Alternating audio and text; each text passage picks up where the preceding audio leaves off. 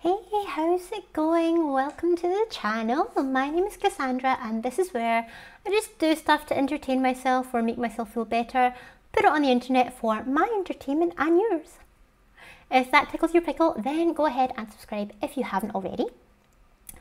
I am a little bit annoyed. I calmed down a little bit, but the reason why, so you may or may not have noticed that since I started doing videos in this format on this channel, I've just been using the webcam on my computer, which is like really low quality, wasn't that good. So I invested in the Logitech StreamCam, and like the main features of it that's supposed to be like really good and so customizable and whatever, the software for it is only in beta for 3 major versions back of the operating system. So like I feel like it's total like false advertising, kind of scummy. Logitech, I'm calling you out, okay? And also the webcam sits in like a little holder, but it's not like perpendicular, it is a little bit off. I can see it just by eyeballing it. And I've got a spirit level on my desk at all times, and that also confirms that it's not flush. Anyway, enough about all that. So let's get into some more Reddit stuff today. The last 2 videos we did just r/advice. Today I want to take a look at dating over 30. I had a quick look at just dating, but it was like all the samey, you know, so I'm hoping we'll get something a bit different from dating over 30, because I know that these ones are popular with y'all. Okay, so dating over 30. Guy I'm dating just announced he wants to go on an international vacation with his ex. Let's skim over it at first and see whether we like it, because I have a feeling this one might be similar actually to other ones we've done. I've been seeing a guy for a few weeks, everything's been great, or so I thought. He ended a 3-year relationship, dating someone new. They want to go to South America. They asked if I'd be okay with it and whatnot. I'm not trying to be jealous or, yeah, I feel like this is quite similar to other ones we've looked at, so let's not do that. How alarming is it not to have a honeymoon phase? That might be interesting. Let's take a look, or at least different, if not interesting. How alarming is it not to have a honeymoon phase? Before anything else, I care for this man. I want the best for him and myself, and don't know if that's what we are for one another. Sorry, just the sun was really shining in there. We, 32 female and 33 male, started dating 3.5 months ago, so still fresh. Went exclusive about 2.5 weeks in. He initiated and I went along with it, although I felt it was a tad too soon. We're very different in our hobbies and communication style, and very similar in other ways. We've had 2 conflicts by now. Admittedly, one conflict was fueled by my own insecurities. Second, made worse by my impulsive reaction, i.e. storming out. I took responsibility for both, apologised, pointed my future actions in a similar situation. And working through them in therapy. So both were solved with open conversation, future looking ending. What? I don't understand the phrases this person uses. And mutual choice to continue. He meets me where I am, even when he's comfortable, and even when he's uncomfortable, and I appreciate it very much. I'm dealing with a lot of anxiety throughout this relationship, also due to the difference in communication styles. I'm fearful, avoidant, whereas he's secure. Girl. But I won't lie, having 2 conflicts in 3.5 months seems alarming to me. Between all of this, I feel like we haven't really experienced the honeymoon phase. No crazy click or flowing connection. It's like we've decided to learn to enjoy each other. Like we both went, we're at that age, many of my boxes are ticked, let's make it work. Now don't get me wrong, I enjoy being around him. The sex is amazing. I feel very natural and comfortable, and he says he feels this way too. But I don't feel inspired. No magic, just 2 people who choose to be challenged by someone who not long ago was a stranger. So here we are, somehow very committed to have a good relationship, having difficult conversations, reflecting and growing. We've had many beautiful moments together, but I can't help but think that our connection is just a bit offbeat. Girl, dance to the beat of your own drum and all that. Am I crazy to want to click when so much else is right? When I'm thinking about spending years over years with someone, dealing with all life brings, I want to be in a partnership that shares deep understanding. What would you do? What would you do if your son was at home? You remember that song? Crying alone on the bedroom floor. I mean, I guess like this reminds me of that one we did a little while ago where it was to do with like confusing toxicity for passion. It's similar but it's different. So basically, to be honest, it sounds to me that this person is kind of moving into the direction of it's not all like super turbulent and exciting and passionate, like just all the way through ups and downs and lots of drama. It sounds like they're moving from that into like more of a mature relationship, to be honest, where even though they have like arguments or disagreements, whatever, they can still talk openly about it with one another, be honest with each other and come to, you know, a solution or a resolution and then just get on with having a good time. I think that's a lot more mature than, you know, like a lot of other scenarios that we can perhaps think about. What I would say though is that, so for me this sounds like a good like style of relationship, let's say, so far. I mean, it's only been what, 3.5 months or something. I think, to be honest, if anything, it's kind of good that you've already had a couple of disagreements this early on, because that way you know how each of you are going to behave in that kind of situation, how you respond to one another as well, and how well you can come to resolutions, how mature you can be when you're all up in your feelings. Versus a honeymoon period of like, I don't know, 3 to 6 months or something. I don't know how long they usually are, but versus that kind of period where for 3 to 6 months you're like sublimely happy, you like think that you've hit the fucking jackpot, and then suddenly you realize that whoever it is you're with can be a real asshole in such a way that you don't want to have to deal with and you don't want to be with that person anymore. Do you know what I mean? I feel like it kind of saves you a little bit of time to just know these things up front. What I would say though is like, I mean, this person is obviously doubting things. They're like, you know, there's not that much of a click. I don't feel inspired. But again, I think this is like this faux excitement, faux passion. So, I mean, it could go one of two ways, right? Either OP just needs to get used to this different, potentially more mature style of relationship, and then actually they'll eventually realize, you know what, actually this is better, because I remember in that relationship they did this, or in that one, you know, I said that to my partner and it just went haywire. This is a lot better. You know, maybe they'll come to that realization that, you know, it's that way where like people chase happiness, but actually there's a lot to be said for being content. Don't know if you agree with that comparison, but I hope you know what I'm trying to say at least. Or the other way that it could go is that OP just can't get over this feeling of like it feeling maybe bland, for lack of a better term, and they maybe want to, you know, chase that seasoning, and then they end up like not being together, which I would think is a shame, especially if, you know, they say very early on, I care deeply for this man. So yeah, they haven't. Oh no, they have asked a specific question at the end, didn't they? What would you do? And am I crazy for wanting a click when so much else is right? Let's not get into the fact that I don't like the word crazy, but I don't think that it's unreasonable to be having some trepidation, some hesitation in this kind of situation. I think that's okay and that's natural, especially if it's not what you're used to. What would I do?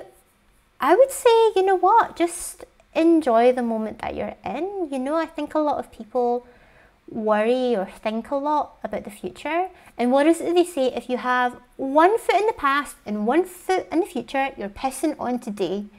You know, so in that situation, I would just like enjoy it for what it is. And like a kind of like litmus test that I personally do is, if you knew that the world was gonna end in a week, would you still want to be together tomorrow? Or would you say, I've got better things to do, I think I can get someone better than you, I'm away? And if the answer is yeah, I would, I would be happy to spend tomorrow with you. Probably the next day I would want to see my family, but yeah, I wouldn't break up with you. Then that's a good sign to me. All right. What would y'all do? Okay, cool. What's another one? So, is it alarming? No, I don't think it's alarming. I think it's fine. How do you navigate feeling like you can't relate to anyone? I don't know if that's dating advice, but what are some mantras? Nah. Right person, wrong time? What's this? Right person, wrong time, question mark. I wrote this post in a weekly thread, but more thoughts on the situation would be helpful. Do you believe in the right person, wrong time? What are the chances of connecting with someone so strongly, but they aren't in the right place to make it work? Oh my God, I already have opinions. This was my original post. So I, 36 female, developed a crush on a girl at work, 31 female, who happened to be married. I didn't think of it as more than a crush till we got to know each other, and then feelings became involved. I found things out about her marriage like they were just best friends who were roommates. They were roommates. Any Viners out there? I found things out about her marriage like they were just best friends who were roommates. So I guess to her it seemed like more of a platonic relationship than a romantic one.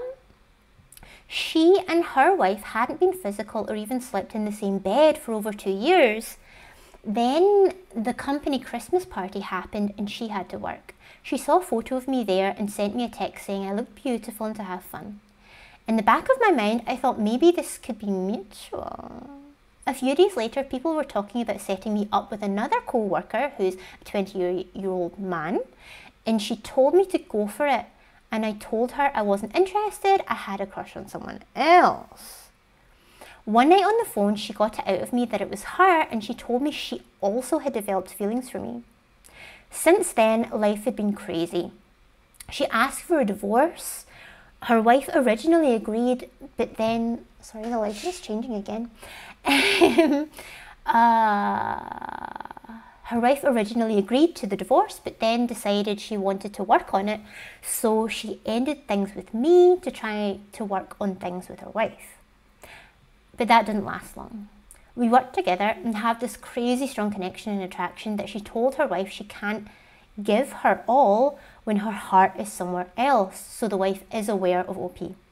We then dated for a few months until she realised she wasn't ready to be in a relationship yet. She told me I deserve so much more than she can give me right now, but that she hopes to work on herself and get to a place where she can give me the world.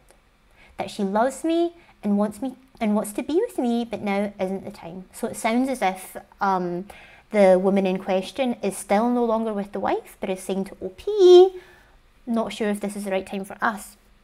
I have no idea what to do. We're trying to be friends for now, but I am in love with this girl. I want to be with her. Couple of things to note, we still work together, so yeah, it's very difficult. After we broke up, I still went with her to her grandfather's funeral, meeting a ton of her family who all loved me.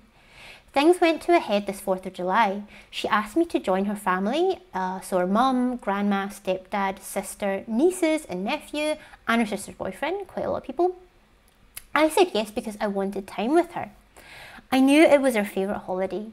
We all had a great time at the pool. Her stepdad wasn't there and headed to her mum's house. There she got into a blow-up fight with her stepdad and said, "We're leaving." Okay, so the dad wasn't at the pool, but then, or the stepdad, sorry, wasn't at the pool, but once they went to the mum's house, the stepdad was there and they got into a big fight. So we drove up separately since I had to wait to drop my dogs off with a friend. When she left, she told me she wanted the night to herself. I was devastated and drove the hour home, showered and stopped by her place to drop off the beer I got for her because I wouldn't drink it anyway. I left at her door. She ended up texting and calling me that night. She thanked me for always being there for her and making her feel appreciated. She was sorry how the day took a turn. We decided to hang out today and I told her the one thing I wanted was to feel special, to feel like she still wanted me. Well, today came, and if you couldn't tell me, what? Well, today came, and if you couldn't tell, we didn't hang out. When she woke up and called, I got, I don't know what to do. I gave a list of possibilities, and I don't know, things felt off. Things felt off. I let her know that I feel like I'm putting in the effort, and it doesn't feel like she wants to do anything. Let's come back to that. I was met with multiple paragraph texts about her not being able to give me what I need, her not being able to work on herself because she's too worried about me and my feelings. That the 4th of July really showed her that she needed to work on a lot. There was more, but you get the gist. We talked on the phone a bit, and she knows she's not the girl who I met and fell in love with. She wants to get back to that person. Now it's time for me to show her I love her by letting her go. She needs time to work on herself, and I have to back away enough to do that. It's devastating hearing the words I love you from someone who can't give you the love they have for you. I've talked to my therapist about this, and believe me, she believes in right person, wrong time, and thinks our back and forth needs to stop before I have total resentment towards her. I just want the girl I fell in love with back. I kept hoping I could be the one to get her back to that point, but really, she's the only one. So I'm doing it. I'm stepping back, but what do I do from here? Do I try to move on or fill my time with other things?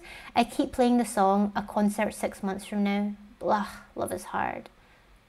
Oh man, she sounds like she's, really in a tough, kind of overwhelming spot, Seems like they do have a lot of love for each other. So there were a few things here. Do I believe in the right person, wrong time? Yes, I absolutely do believe in that. And I think, to be honest, that the other women in this situation and the therapist have it pretty spot on in terms of that, like, the other woman, like, she's gone through a lot, she's like broken up with her wife, I'm not sure if they actually are divorced yet, but she certainly has separated from her at one point or another, depending on, how long the relationship was or what her past relationship history is.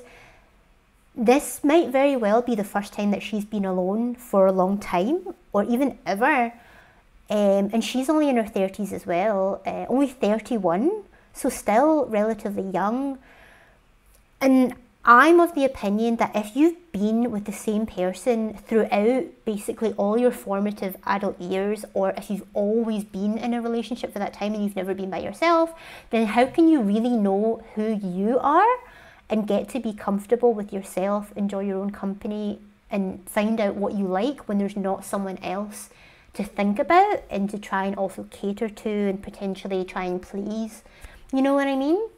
So I think that, and the other women in this scenario, she also has, stuff going on with her family that she's upset by. So I think it's totally reasonable for her to, kind of say, I need to step back and just focus on myself right now, both for me and for you, because as much as OP loves and wants to be with this other women, if she can't fully give herself or even just be in the moment, or like if she knows that she's just not living up to the kind of person that she herself would like to be, then it's, I agree with the therapist in that it's at some point or another going to go downhill. Either OP is going to resent the women, maybe they'll start to resent each other, because maybe the other women will say, well, I told you I needed to step back, but you kept pushing, you kept wanting me to be in a relationship with you, so I did it, and now we're fighting all the time.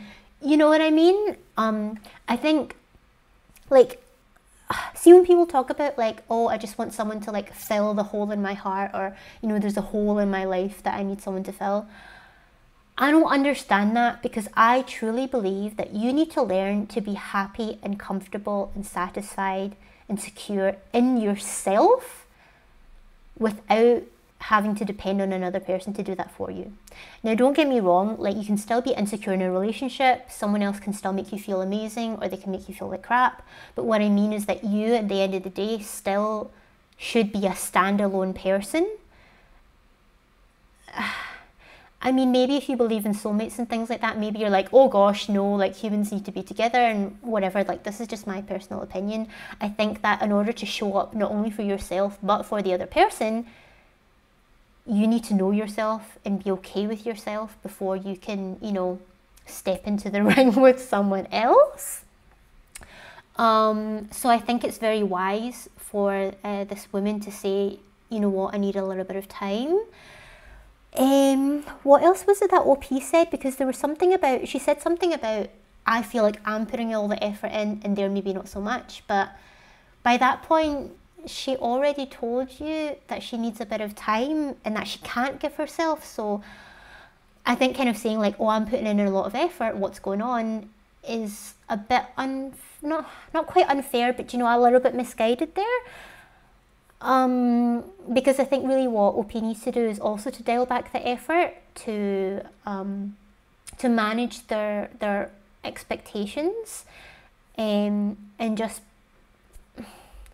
kind of accept the fact that for a while this other woman just really needs her to be there as a friend rather than as some sort of relationship partner, and just not force it, you know, give her time, give yourself time.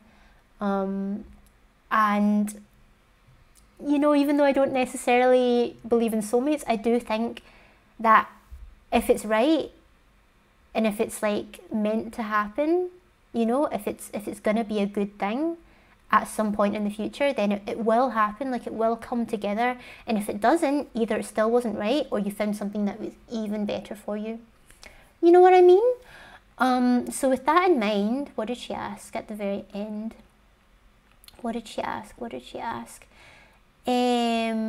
So she said now she is going to step back. She gets it. She accepts it. She's not happy about it, but she's going to step back. OP, that is. But what do I do from here? Do I try and move on or fill my time with other things? I think it depends on your personality type and whether you would hyperfix on it.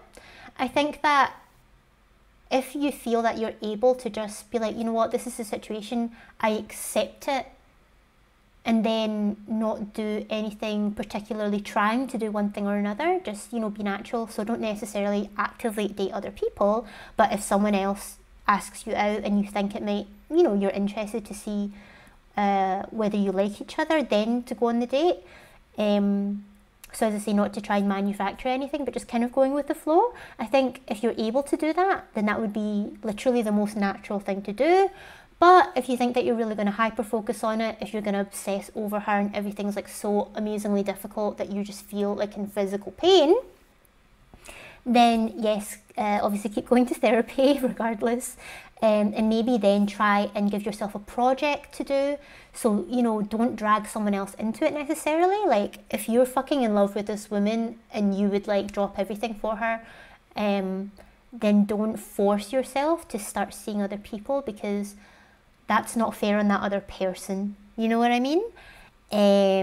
But then if you have a project, then it's something that you can pour a lot of your time and concentration into, and then at the end you have something to show for it that you can be, you know, satisfied by, challenged by, entertained by, etc, etc.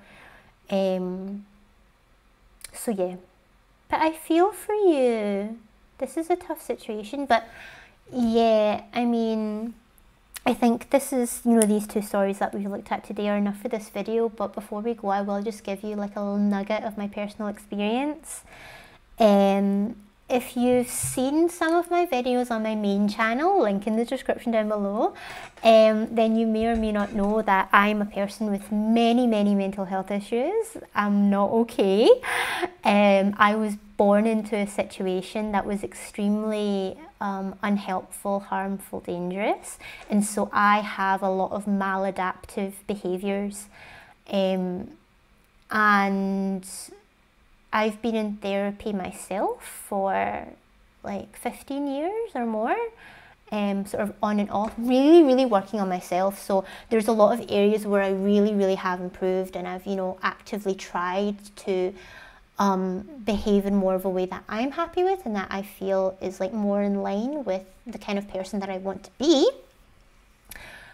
But before, especially in the early days, you know, when I just started being able, you know, being in the kind of situation where I could start addressing it rather than just like, you know, floundering, I like did and said so many things and acted in so many ways that it's like, oh my gosh, you know, like it would be such a regression if I was to do that kind of stuff now.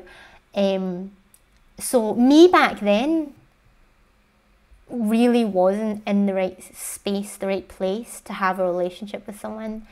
And I'm glad to say that at the beginning for a long time, like I was single for a long time and I needed that. Like, I don't know if I should be saying this, but in a lot of ways, I prefer being single. Like, don't get me wrong, like I'm in a relationship right now. It's great. Like, he's awesome.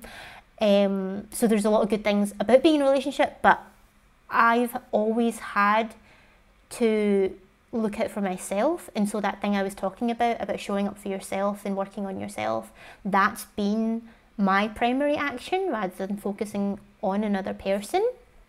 But for sure, like at that time, you know, there were still suitors, let's say. There were people who wanted to be in a relationship with me, and I was not in a place to do it.